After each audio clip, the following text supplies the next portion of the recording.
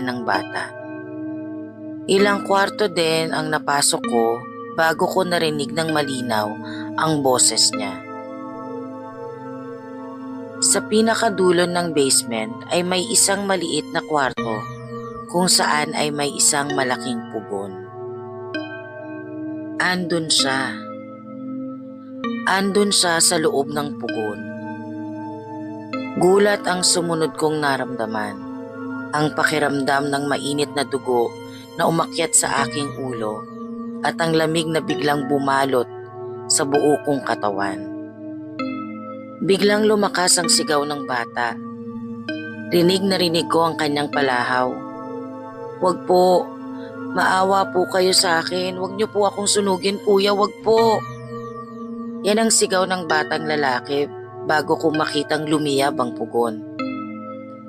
Di na ako nakagalaw, Miss Eleven.